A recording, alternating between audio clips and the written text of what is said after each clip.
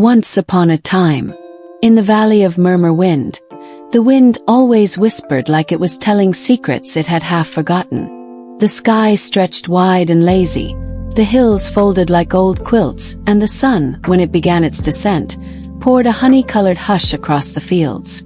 In this quiet, green world, where flowers bobbed in their sleep and dragonflies blinked slowly above still water, there grew a patch of grass like any other. Well, almost. Among the tufts of gentle green, there stood one blade. Taller, thinner, with a curious twist near the top and the faintest shimmer of violet brushing its edge. Her name was Aria. The others didn't give her that name, of course. The wind did. Or perhaps she named herself. No one asked. What made Aria different wasn't just her color or how she seemed to gleam when the sun angled just right. It was the sound. Each evening, just as the sun began to kiss the hills goodbye, Aria sang. Not loudly. No, not in the way birds do or bees with their busy humming. Her song was more like a hum that rose from her slender frame, soft as breath, barely there, yet enough to make the petals turn and the air hold its breath. And so, as twilight stretched across Murmurwind and golden light ran thin across the valley, Aria stood tall and began her melody. A song that had no words, yet somehow said everything. About the warmth of light, the hush of leaves, and the comfort of just existing. In a world where grass simply grew, Aria sang. Birds paused mid-flight, not startled but softened, slowing in the air as if caught by a memory they couldn't place. Their wings stilled, their feathers tucked close. They perched quietly along fence posts and crooked branches, eyes half closed, heads tilted. The wind, always restless in Murmurwind, hushed itself, curling low like a cat beside a fire. Flowers that had already begun to nod off for the night lifted their heavy heads just a little. Poppies, drowsy from a day of swaying, leaned toward the sound. Daisies blinked their sleepy white eyes. Even the old oak trees, rooted and stoic, seemed to lean in, their branches creaking forward with the reverence of elders attending a lullaby. The sky above slowly blushed in hues of peach and rose. In that hour where the world seems to sigh, when the day no longer belongs to the sun and the night not yet to the stars, Aria's melody threaded through everything. It was not loud. It never needed to be. It wrapped around the wings of moths, slipped beneath fallen leaves, and curled gently into the ears of anything quiet enough to listen. Even the insects, those busy things that buzzed and ticked and skittered, stopped their tiny, tireless tasks. A hush fell over the meadow, not empty but full. Full of stillness, of presence, of something invisible made nearly visible. And there, at the very heart of it, stood Aria. Alone in form but never truly alone. The others did not sing, could not sing, but they listened. And for that one moment each evening, as the last light fell like lace across the hills, the valley of Murmurwind became a concert hall of silence, where a single blade of grass played a tune only the quiet could hear. The grasses nearest to Aria often rustled a little more than usual when she began, not quite turning to her. After all, grass doesn't turn. But there was a tension in the way they swayed, a hesitation in their movement. They felt it, even if they didn't understand it. And grass, being simple and rooted, is not always fond of what it doesn't understand. They murmured among themselves in breezes too soft to carry words, but Aria could sense the hum of unease. Some believed she was touched by the wind gods. Others whispered that she might be broken inside, that something had bent her soul into a sound. The older blades dismissed it entirely, brushing off her hum as a trick of the wind, or worse, vanity. They said real grass didn't need attention to feel worthy. Real grass stayed green and quiet and still. But Aria never asked to be different. She had not learned her song. It had always been inside her, as natural as photosynthesis, as involuntary as morning dew. It wasn't a performance. It was a release. A kind of breath she couldn't keep in. Still, the meadow was kind in its own quiet way. Though it did not always understand her, it did not push her away either. She was one of them, strange as she might be. And each evening, when the light slanted just so, even the doubtful blades fell still for a time. And maybe, just maybe, in that stillness was something like respect. Or at the very least, a kind of wondering. Not everyone understood the song, but no one stopped her. And sometimes, even misunderstanding can make room for beauty. During the long, bright hours of day, Aria did not sing.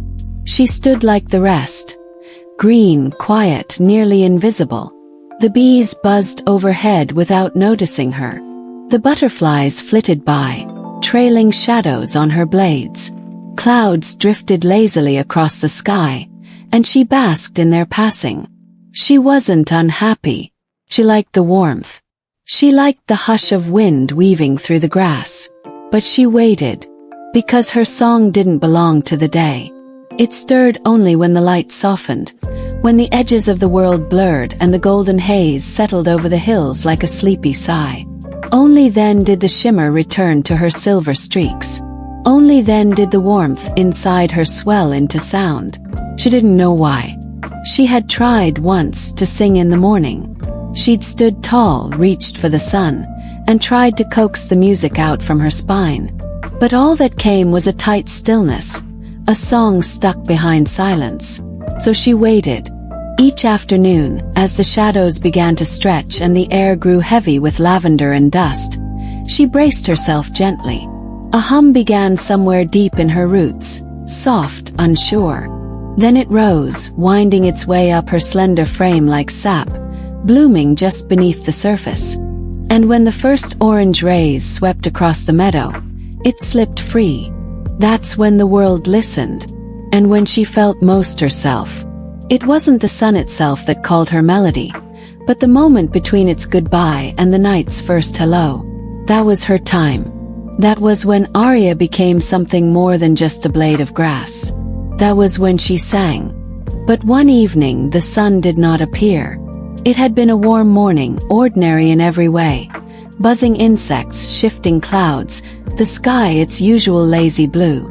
But just after midday the winds changed. A slow, creeping chill slid down the valley like a wet sleeve. Shadows deepened before they should have, and a gray veil unfurled across the sky. By late afternoon, Murmurwind lay beneath a heavy fog, thick as wool. It pressed against every leaf, curled around every twig, and muffled even the birdsong. The light was swallowed whole. No orange, no rose, no gentle slant of golden warmth. Just gray. Endless, sodden gray. Aria waited, as she always did, rooted in hope. She waited through the hush, through the damp. Waited as her silver streaks dulled and the warmth inside her faded. The hum that normally built inside her like breath now curled up, small and shivering. Her stem sagged ever so slightly, not from wind or weather, but from silence. Even the old oaks did not stir. The flowers stayed bowed. The birds did not perch. There was no evening glow, no curtain call of twilight, no stage of light upon which Aria's song could rise. And so, for the first time in many sunsets, Aria said nothing. The silence that followed wasn't peaceful. It was hollow, unfinished. The absence of her song was not merely the lack of sound. It was the ache of something missing that the valley didn't know it had come to need. The fog didn't care. It smothered everything evenly, unmoved, unhearing. And Aria, standing tall but dim, began to wonder if perhaps she'd only ever imagined it all. The shimmer, the hush that listened. Maybe without the sun, she was just grass. The days that followed dragged like heavy blankets pulled across the sky. Fog clung to everything in Murmurwind. It soaked the bark of trees, dimmed the sparkle of dewdrops, and blurred the hills until even the oaks looked like soft, sleeping shadows. No morning light pierced it. No starlight winked through. It was a silence of the sky itself, gray, thick, and without end. And Aria remained silent too. Each evening she waited. She reached quietly within, searching for the melody that had always come so easily, the song that had risen like breath. But it didn't come.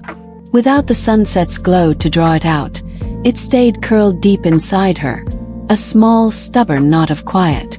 She tried humming once, but the sound fell flat, like tapping on the inside of a bell that had already rung. The other grasses said nothing, but their movements had returned to normal.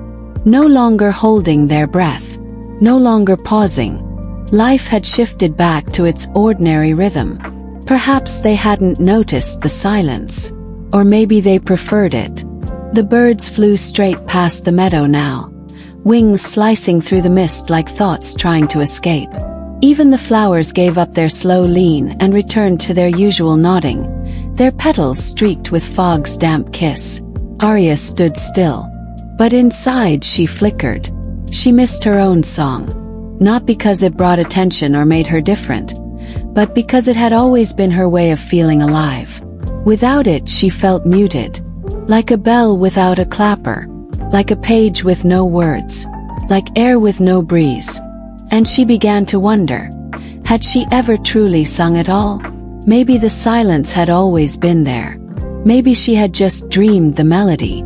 Then one fog-drenched evening, as Aria stood wrapped in her quiet ache, she felt the gentlest tickle along her lower stem. It wasn't the wind. It had stopped visiting days ago. It was small, careful, and warm. A beetle, barely the length of a raindrop, was making his way up her side.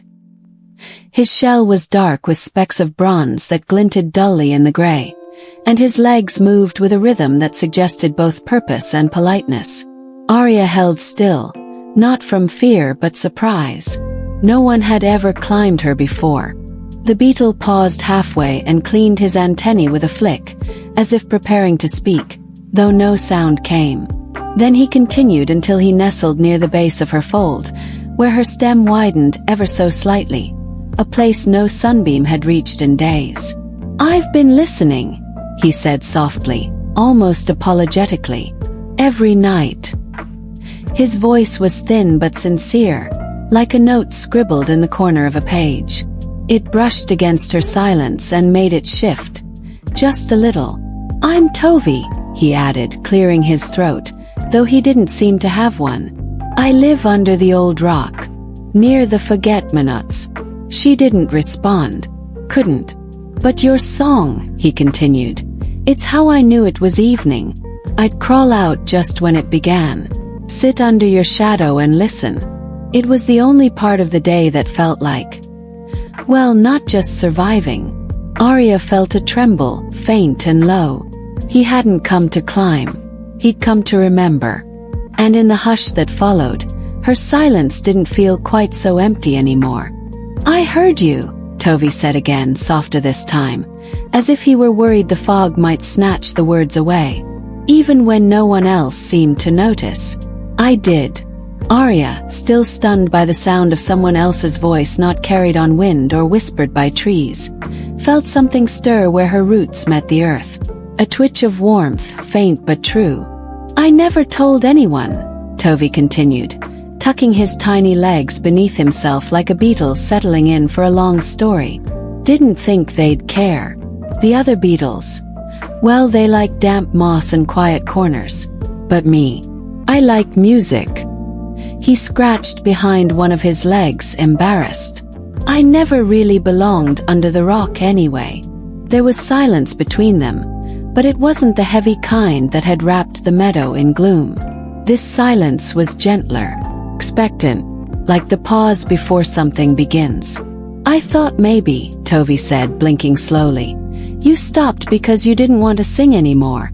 But then I realized, maybe you were waiting. Like I used to wait each evening, hiding in the soil, counting breaths until your song started."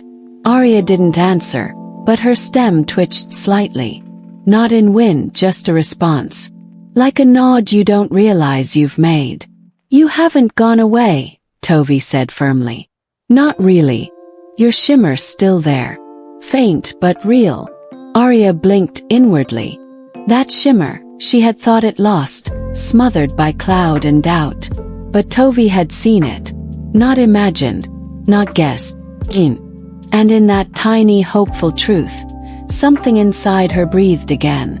Maybe her song hadn't ended. Maybe it had simply been waiting for a reason to return. Tovi shifted slightly, brushing a dewdrop from Aria's side with one of his back legs. "You still shine, you know," he murmured, voice low as moss. Aria wanted to believe him. She reached inward, carefully, like testing the ground after frost. Her shimmer, once a silver ribbon through her green, now felt like a memory more than a presence. She hadn't felt it since the fog arrived, hadn't dared to search for it in case the searching proved it gone. But now, with Tovi resting there, believing without question, she tried again. And this time she felt something. It was faint, almost like an echo. Not the bright gleam of sunset through her blades. Not the full-bodied warmth that had once risen easily with her song. No, it was a flicker. A barely there tingle, like a thread of light pulled thin across her spine. But it was there. Real. "You still shine," Tovi repeated, nudging her gently. "Even if the sky's forgotten how to notice."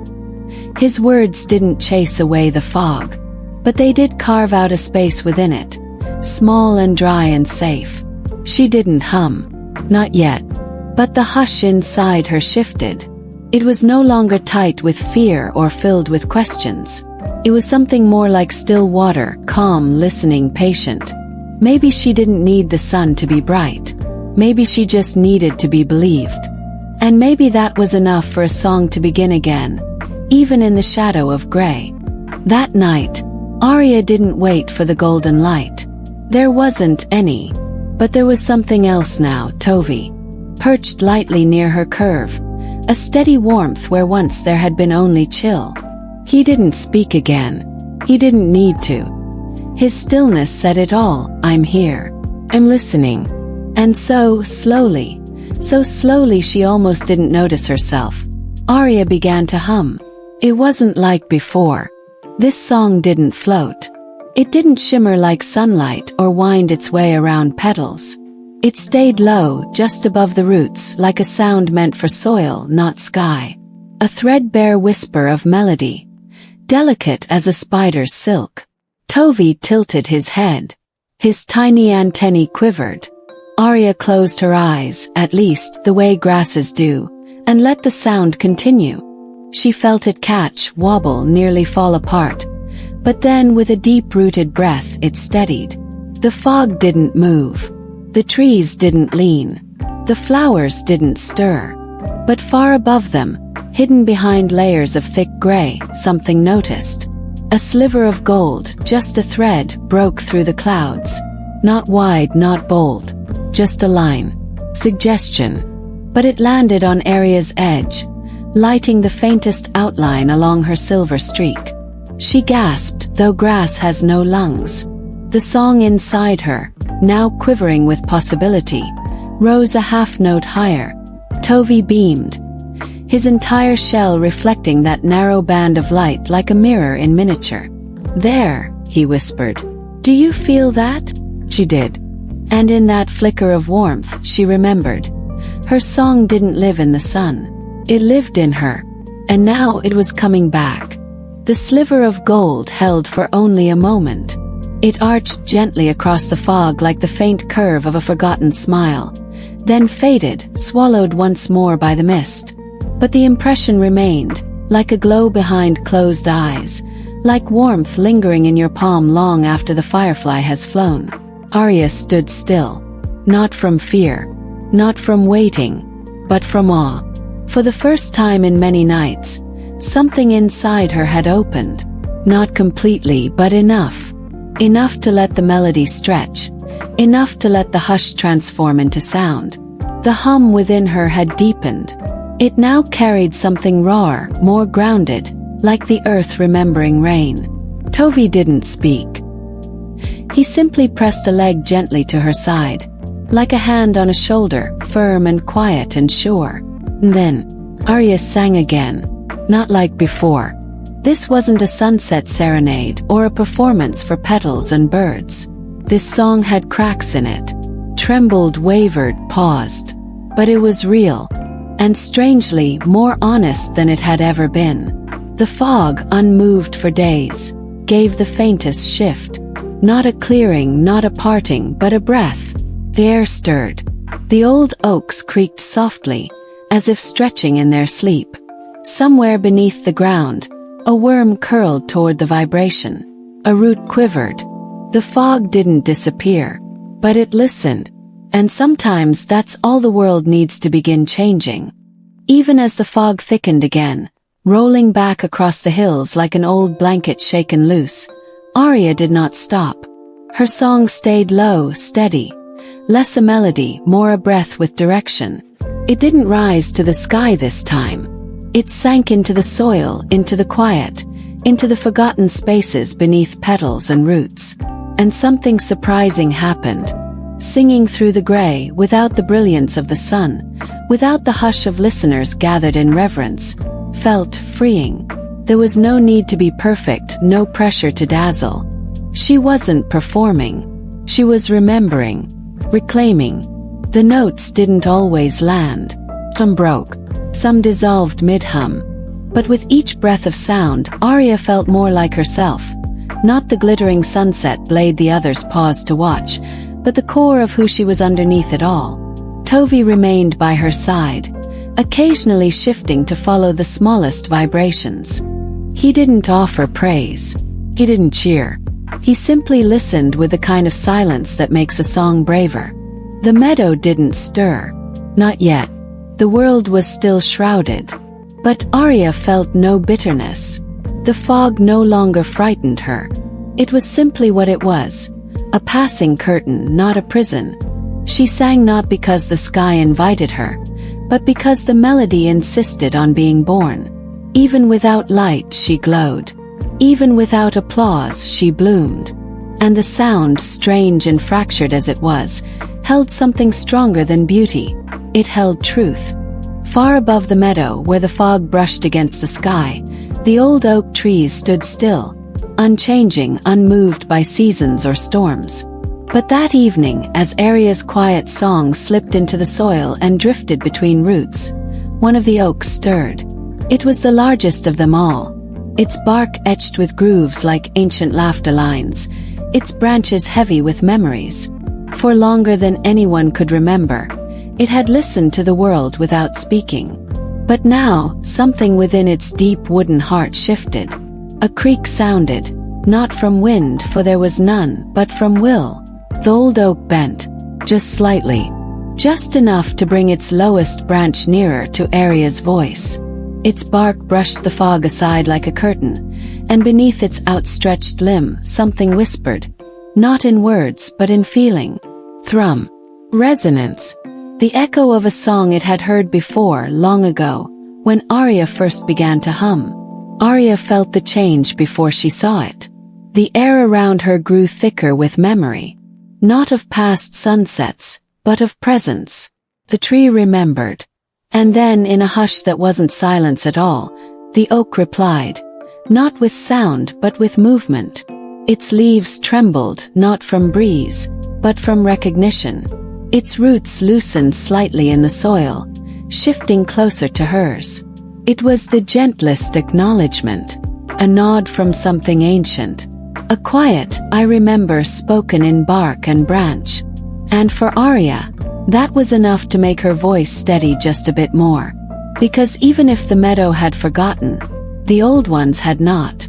And when the old ones bend to listen, the world begins to change. As the old oak leaned, its roots stirred the ground gently, like fingers brushing away dust from a forgotten book. Beneath the surface, in the hush between layers of earth, something awakened. It was a memory, but not a memory of thought or speech. It was deeper, older, a tune that had once traveled through soil and stone. Not just Aria's melody, but the echo of songs sung by others long before her. By moss on rocks, by wind-bent reeds, by petals dropping in rhythm with rain. Songs that had never reached the sky but had soaked into the ground instead, tucked away beneath centuries of silence. Now, with Aria's voice threading gently downward, those hidden notes stirred. A stone, cold and cracked, hummed faintly along her route. A patch of moss rippled without breeze, pulsing in time. The hums returned, not as words, not as echoes, but as resonance. Like the land itself remembered what it was to feel music. Like the roots beneath Murmurwind had waited for someone brave enough to sing into stillness. Tovi felt it too. He tapped his feet against Aria's side like tiny drumbeats. "There's something moving under us," he whispered, not in fear but awe. "Something listening." And Aria, surprised by her own steadiness, didn't stop. Her melody dipped lower, settled deeper. It became an offering to the quiet places. An invitation to join, not in harmony but in belonging. And from deep within the earth the reply came. Not loud, not sudden but sure. The song had been buried, but never lost. Now it was rising again. The other grasses began to notice. It wasn't the sound that drew them. Many of them still couldn't truly hear it. But something in the air. Shift. A weight lifting. The kind of change that makes flowers open a little earlier and makes bees hover longer than they should. At first, they only swayed the way they always did. A ripple here, a stretch there. But then, as Aria's song continued, soft and low and woven with earth, they found themselves pausing. One blade, younger than the rest, leaned ever so slightly toward her. Another quivered, not in wind but curiosity. A third, brittle from age, straightened just a bit. They didn't understand what they were hearing, but they felt it. Not all of them welcomed it. Some whispered still, unsure if change was safe. But no one turned away. And slowly, tentatively, a few tried to copy her. It was awkward at first, like trying to dance with no music or hum with no breath. Their sounds were rough, patchy, uncertain. But they tried, one by one, humming in little pulses, drawing from somewhere deep and unfamiliar. And Aria didn't mind. She didn't ask for perfection. She only offered her melody, steady and warm, like a light left on in a window. Tovi, clinging to her side, smiled wide enough to wrinkle the spots on his shell. "They're learning," he said quietly. "They're learning from you." Aria didn't answer. She just kept singing. Because songs, like seeds, don't ask to be understood. They only ask for the chance to grow. That evening, while the grasses wobbled through their uncertain hums and Aria's melody flowed like a stream beneath fog, Tovi shifted against her stem and spoke. "I used to dream of flying," he said, gazing upward into the thick gray sky. "Not like the birds. Not fast. Not far. Just lifting off. Feeling the ground get smaller beneath me." His voice was soft, not sad, but wistful in a way that curled into the heart. "I used to climb to the top of dandelions," he continued. "Close my eyes. Pretend the wind might carry me somewhere. But I'd never leave. I didn't really believe it would hold me." Aria tilted ever so slightly toward him, a gentle lean of listening. "But when you sang," he said, "I forgot to wish I could leave. I wanted to stay. To hear what came next. Your song made the world feel bigger, without needing to run from it." "Oz. I think that's flight too, in a way." Aria didn't speak, but her hum curved gently around him, as if agreeing. "You gave me something I didn't even know I was missing," Tovi said. "And now, standing here beside you, with the grasses learning to hum and the oak listening and the soil singing, I feel like I'm flying. Right here. No wings needed." Aria's song swelled ever so slightly, wrapping his words in warmth. Because perhaps flight isn't always about lifting off. Perhaps sometimes it's simply about being lifted. And that night, on a single violet-tinged blade of grass, one beetle flew without ever leaving the ground. Together they sang, not with precision but with presence. Aria, her melody steady and rooted, now pulsed in quiet waves through the ground and up toward the misty air. Tovi, ever so brave, added tiny beats with his feet, tapping rhythms against her side. Tick-tick pause, tick-tick-tick, like a heartbeat too small to be heard but too full to be ignored. Their harmony wasn't perfect. Sometimes their pulses tangled. Sometimes a note dipped too low or leapt too sharp. But it didn't matter. The song had grown beyond them now. The other grasses joined again, more confidently this time. They didn't try to mimic Aria exactly, but added their own clumsy variations. Some buzzed softly, others shivered with long whistles. The result was messy, unpredictable, and alive. Even the moss along the stones began to vibrate faintly. Tiny spores lifted into the air in time with the rhythm, like pollen carried on purpose. The meadow was no longer a silent audience. It had become a chorus. Above them, the fog, thick and slow as cream poured over glass, began to swirl. Not lifting, not breaking, but stirring, as if considering. The wind, long absent, returned in the form of a sigh. Faint, curious, brushing through the tips of the grass like fingers through hair. Tovi leaned into Aria and whispered, "I think the world is humming back." And Aria, glowing now even without the sun, believed it. For the first time in days, her shimmer wasn't just memory. Dance, because belief, shared, returned, multiplied, is a kind of music too. And the more they sang together, the brighter that music became. Then, just as the last notes of Aria's breath lingered in the air like the scent of rain on stone, the sky blinked. Not wide open, not all at once, but something shifted. The gray softened. The fog, long content to press its weight across the hills, began to lift. Not disappear, but release, like an old curtain pulled back by a cautious hand. High above, the thinnest crack of light pushed through. It wasn't golden or glowing, not yet, but pale and silver like morning remembering itself. A ripple of warmth touched Aria's tip. Not sun, not quite, but a promise. She felt it in her spine, in her roots, in the small trembling places she'd forgotten to trust. The shimmer that had dimmed for so long now surged again, brighter, braver, as if it had been waiting not for the sky to clear, but for her to believe she could shine without it. The grasses around her hummed louder, uncoordinated and joyous. The oak tree shifted again, just enough for 2 leaves to fall and spiral gently to the ground. Tovi watched the sky, antennae flicking with disbelief. "It's working," he breathed. You did that." But Aria knew better. They did. Together. Her song, once solitary, had become many. Her fear, once buried, had found voice in a beetle's courage and a meadow's slow awakening. The fog had not been defeated. It had simply been waited out, sung through, believed beyond. And now, the sky was remembering how to open. Not for the sun, but for her. Aria no longer needed permission to sing. She no longer stood still waiting for golden light or the approving hush of the world. She sang because the song was hers, because it had grown roots and wings, because it lived within her, because it asked to be heard even when no one listened. The meadow had changed. Not dramatically, not all at once. But something had shifted in its breath. The grasses hummed more freely, less shy.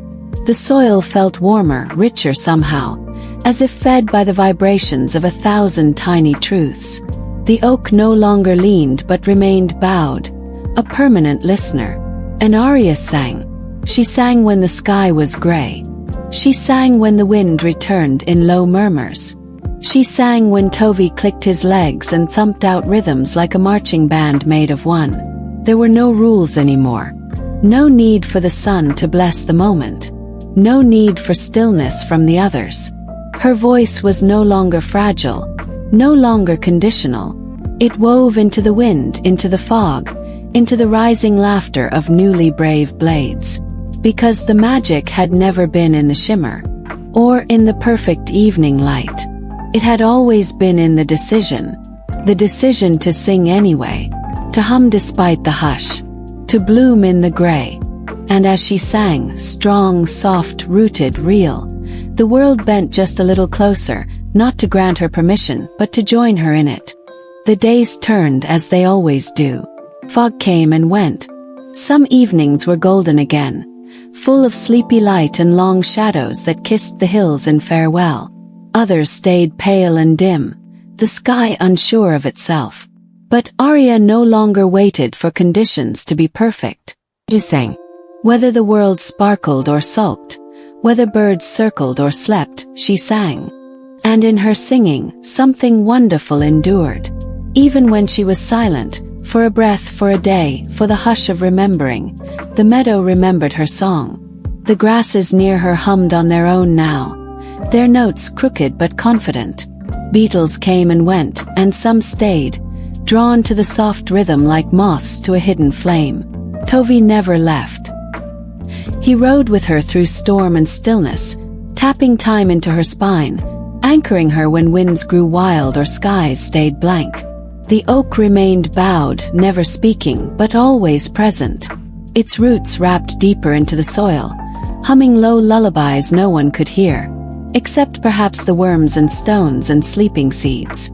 Aria no longer needed to shimmer to be seen, no longer needed sunlight to be believed, because now, her melody lived not only in her body but in the memory of things that once listened.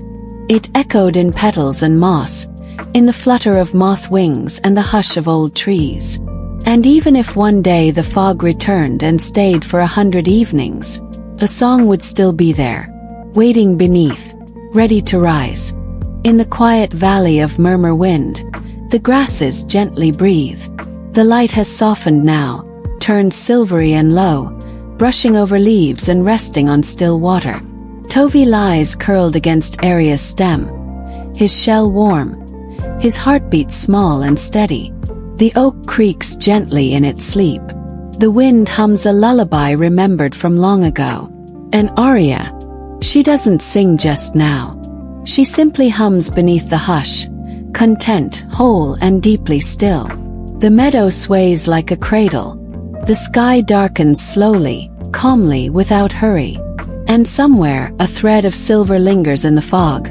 Not sunlight, not shimmer, just the quiet trace of belief. Let your thoughts drift like petals on the wind. Let your breath slow with the rhythm of the soil. You are safe here. You are heard. You are held in the hush between the songs. Good night, and may your dreams hum softly too. Sweet dreams.